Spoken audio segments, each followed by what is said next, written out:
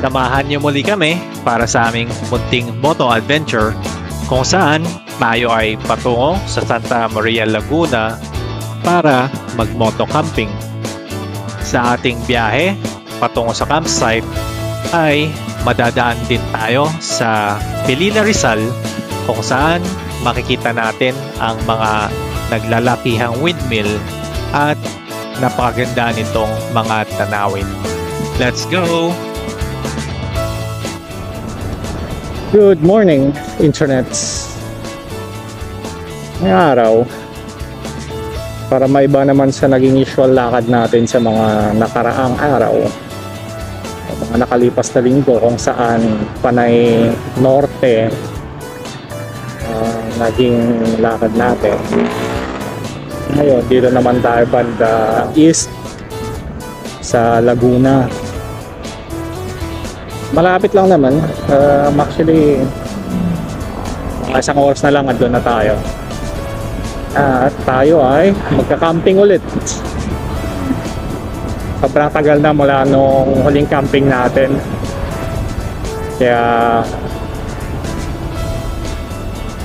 balik camping muna tayo sa ganap natin ngayong araw na ito. At nandito na nga tayo papasok ng Baras, Rizal. Di katagalan, pagpasok natin ng Baras, nandito na agad tayo sa Pilila, Rizal, saan maraming mga windmill. Bukas siguro pawin natin, doon tayo dumaan sa mga kalsadang maraming windmill. Tapos labas natin ay Marilake para iwas traffic. Pag dito talaga kasi dinadaanan natin mula Antipolo, daming truck, daming kasabayan sa kalsada at siksikan. Kaya pauwi, try natin doon sa kabila.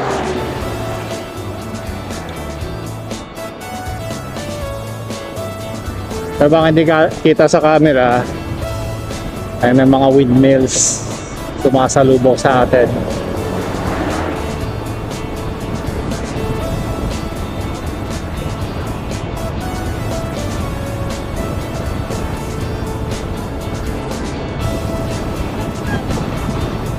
Dito sa Pilila, dumadami na rin talaga mga windmill.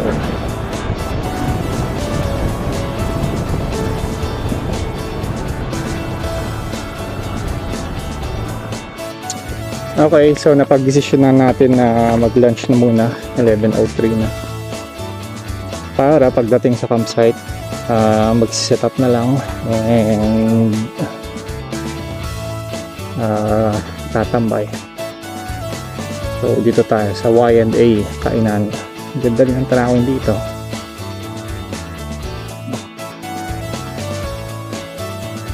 Kita yung Laguna Lake.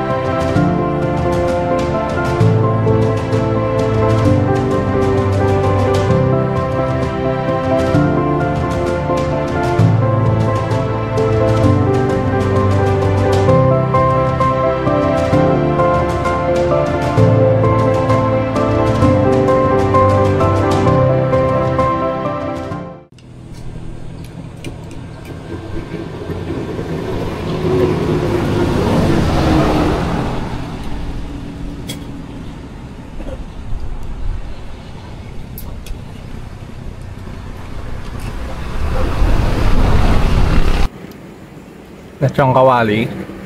Lomi, Batangas, ang daming serving. Pinili.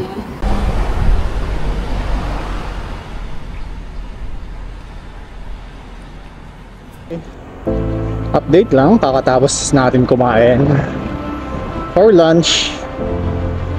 At busog na naman tayo. At least may energy na tayong mag-set up ng tent mamaya. Hindi na tayo gugutomin. So hopefully kaya na tayong itawid hanggang mamayang dinner. Ito pala yung sinasabi kong view deck eh. 44 minutes remaining. Malapit na tayo. Nandito tayo sa Santa Maria, Laguna, kung saan tayo magka-camp. At 18 minutes na lang andun na tayo. Bago tayo pumunta sa campsite, daan tayo ng Alphamart or 7-Eleven. Bili tayo ng mga yelo at kung ano pa, tubig.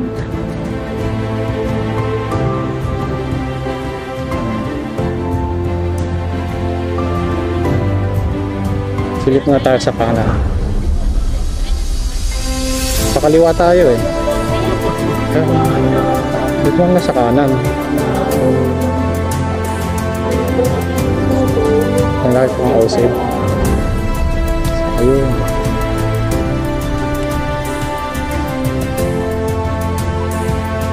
Bigit ah.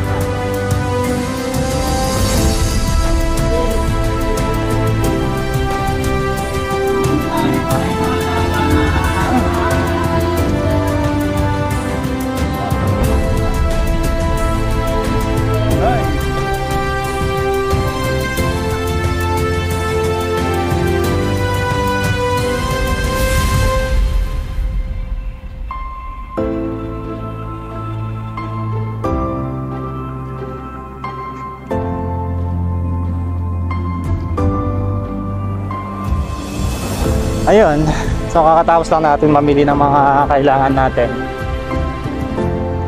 Pero hirap makahanap ng yelo, kakaubusan. Sana kasya yung nabili natin or pagkakasya na lang natin. At 12 minutes na lang, andun na tayo.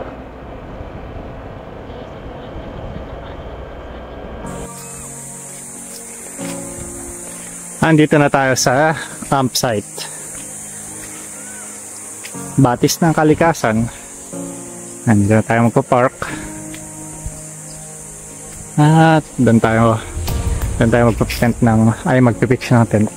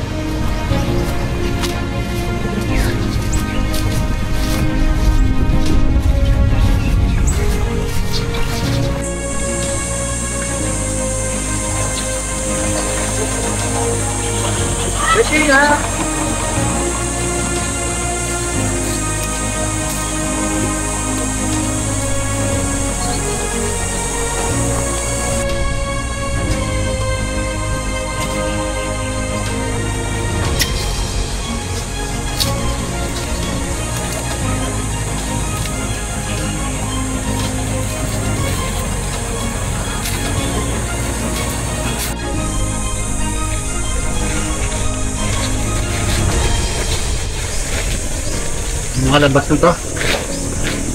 Malakit.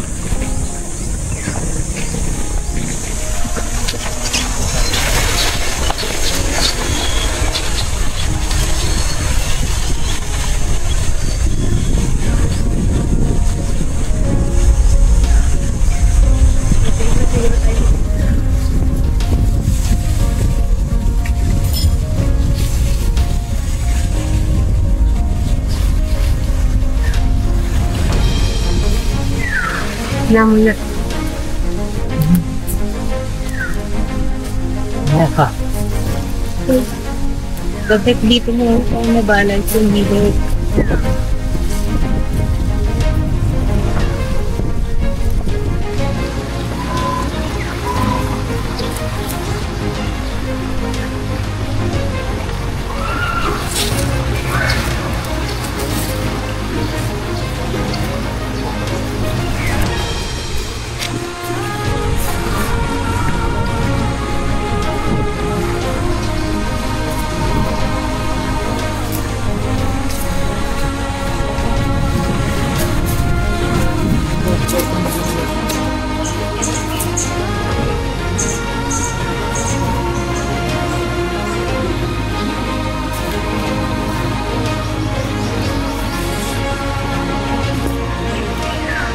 Paano yung nagpapalit ng pork sa dito?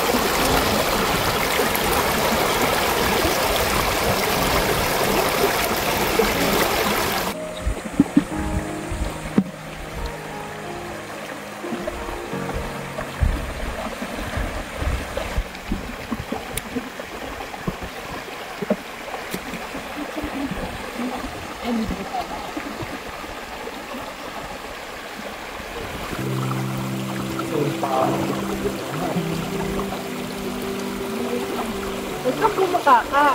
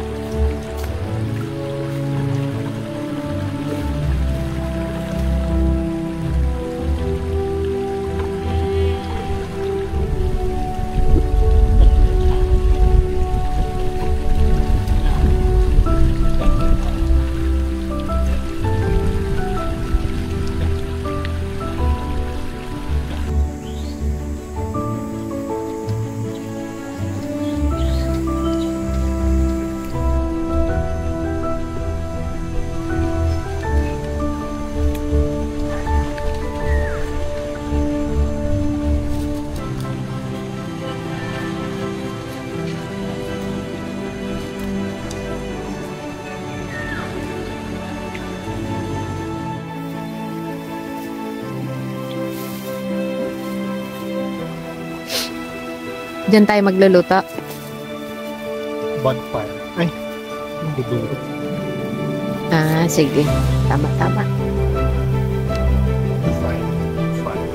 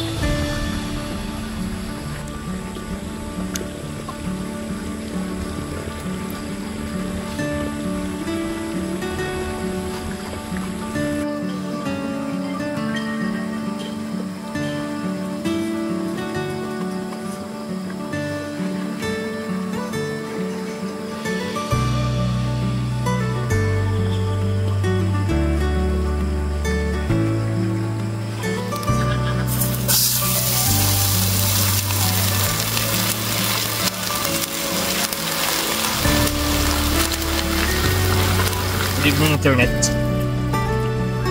So yun, dito tayo ngayon sa batis na Kalikasan. Ito sa Santa Maria, Laguna. At biglang camping lang kaninang umaga. Actually, second time na namin dito. Maganda naman siya talaga. Lalo na yung ilog o batis, yung batis na Kalikasan. Tapos tatabi lang ng tent na pinag-setapan natin.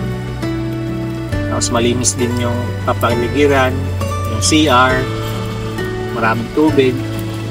Kaya worth it siya. Worth it balikan.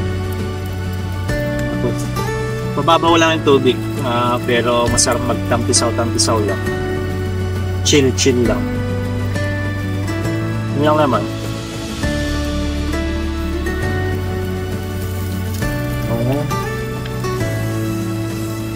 Ito. 6:45 pa lang, pero sobrang dilim na. Alam mo, alas 8 na. So, luto lang ng dinner. Tapos, after mag-dinner, matutulog. Pork chop, prito-pritong ulam lang.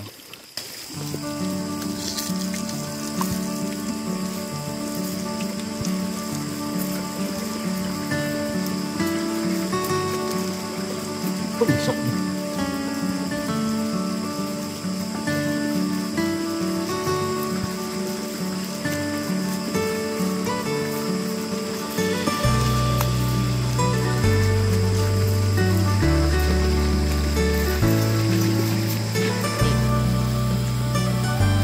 Sobrang malamok lang dito, pero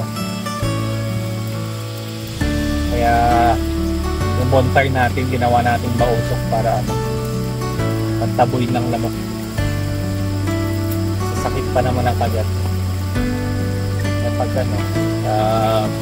kaya pupuntan ka dito, prepared lang, malamok, pero ayun, wala naman, okay lang mag bonfire. Tapos maraming kahoy din na pumulot dito. So, ayun, maraming magagamit pang bonfire.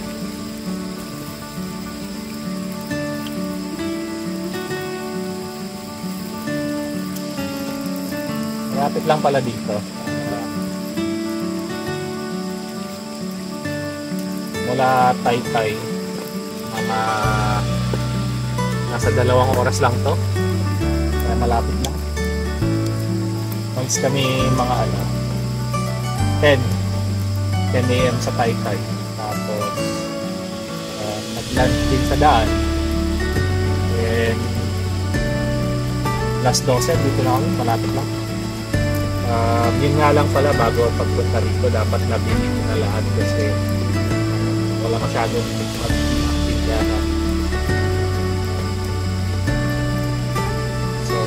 Dapat kompleto na yung mga gamit, mga lulutuin, tubig, ganyan, bago pumunta dito.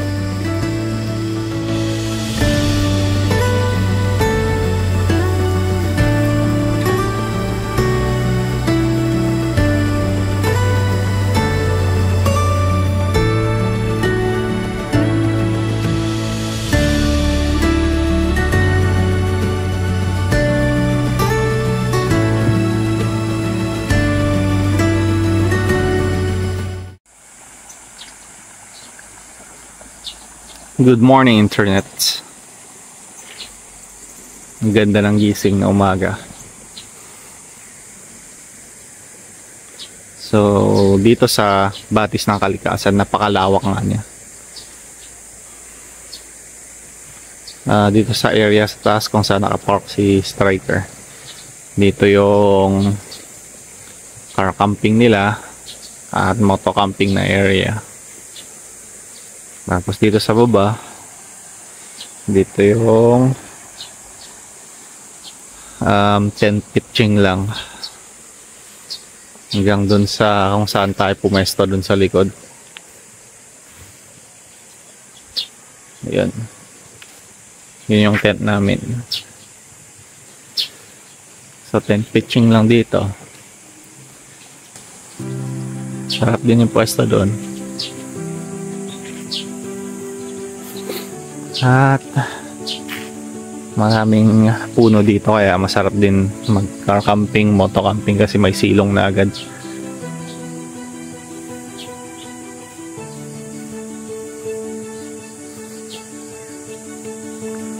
Tapos may mga accommodation area din doon. Medyo malayo na nga lang. And may pool din doon sa area na yun.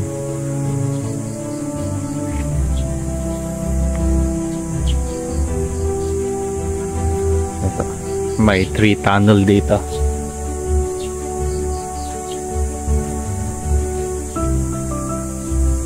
Ang ganda ng pagkaka-tree tunnel niya.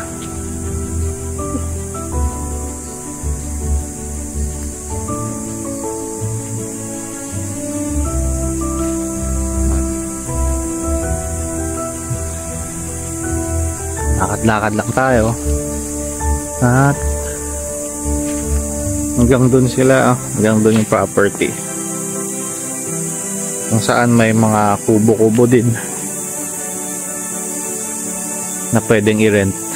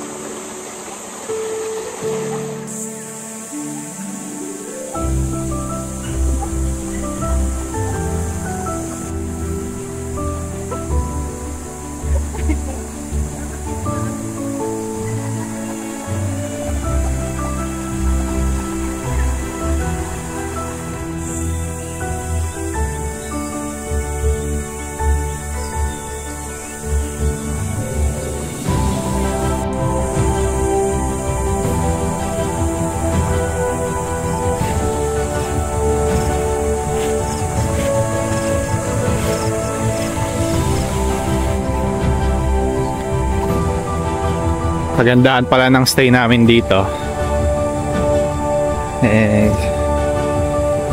is parang kami lang yung nag-overnight maliban sa mga grupo na nag-accommodation doon sa may pool area.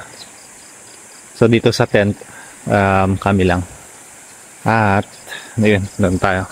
Nalibot na natin yung resort. Sarap lang din pala ng tulog namin kagabi dahil yan na. Hindi ko alam kung rinig sa phone pero masarap sa tenga yung agos ng tubig. Tapos yung huni ng crickets. Tapos paggising ng umaga, ngayon mga ibon naman. Huni ng ibon yung naririnig. Very nature lang dito. Ganda lang ng pagkakaset up. Siyempre ewan ko lang pag puno ng campers dyan at maraming tao, pero naswertehan lang din na kami lang yung ngayon. So bago tayo umuwi, konting tampisaw lang ulit, tapos breakfast at pack up na. Tumbat na.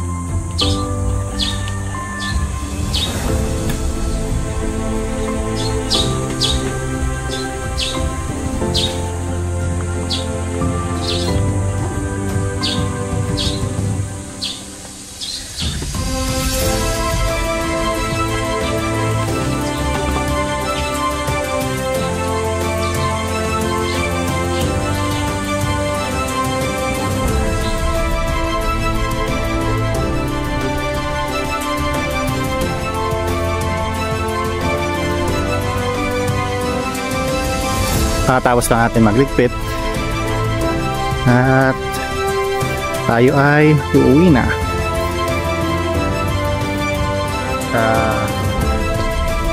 Sa pauwi nga natin ay dadaan tayo sa Pilila, tapos lalabas tayo ng Marilaki. Kasi parang mas maganda yung daanan doon. So yun, pagka-camping natin. I think huling camping namin mga 5 months ago sa Mamay Intongs. Alright, let's go. Let's go home.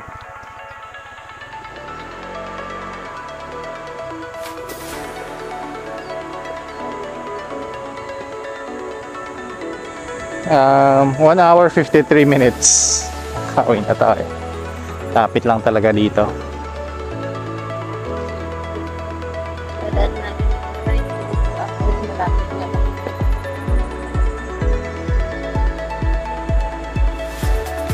So yung daanan nga dito, paglabas na resort,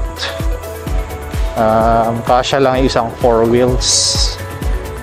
So bigayan talaga ng malala pag may nakasalubong.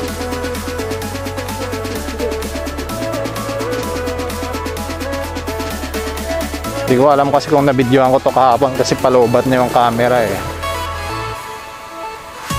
Pagdating ng resort, nakapatay na yung camera. So ngayon pa lang natin makukuhanan yung daan dito.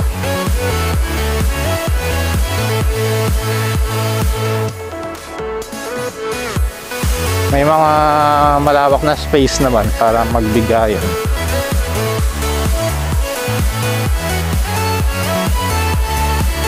Huwag lang mataon na siguro dito banda kung wala nang space. Tendency niyan magbibigay yung isa atras ng medyo malayo-layo. Ito. More or less mga 500 meters lang naman yung makipot na daanan.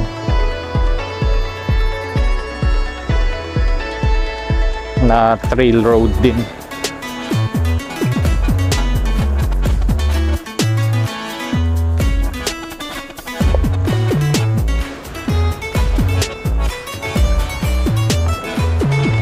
Okay. So yan, nakalabas na tayo ng highway. Yan o, yan. Nakakasakal ang part na yan.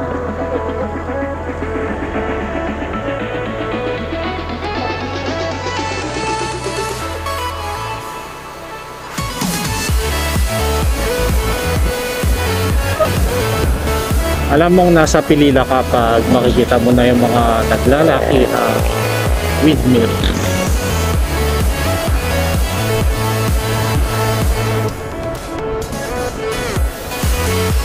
Okay. At dito na tayo, kakanan para makalabas sa Marilaki.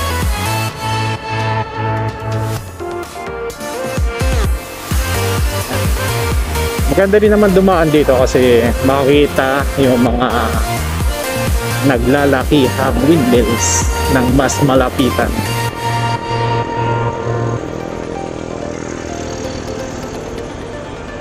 Medyo madadagdagan nga lang ng ilang minuto yung biyahe natin pauwi. Pero kung hindi naman tayo nagmamadali, mas may enjoy natin yung biyahe sa rutang ito. Ang ganda ng mga tanawin dito. At ano, grabe, lapit.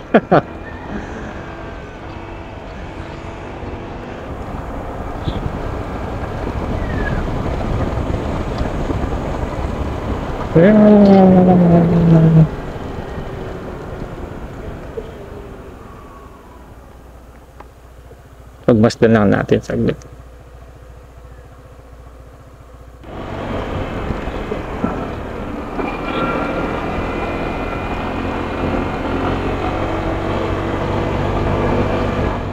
Nandito na nga tayo sa Marilaki At 1 hour 5 minutes uwi na rin tayo, which is dagdagan nga actually tayo ng 17 minutes mula nung pagliko natin galing Pilila.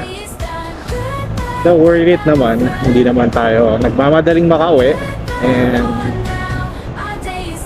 chill rides lang din naman dito. So dito na nga namin tatapusin yung kwento ng aming munting camping adventure ngayong weekend. And sana nasiyahan kayo sa aming munting kwento. At hanggang sa muli, if hindi ka pa nakapag-subscribe, please pa-subscribe and share na rin. Bye bye!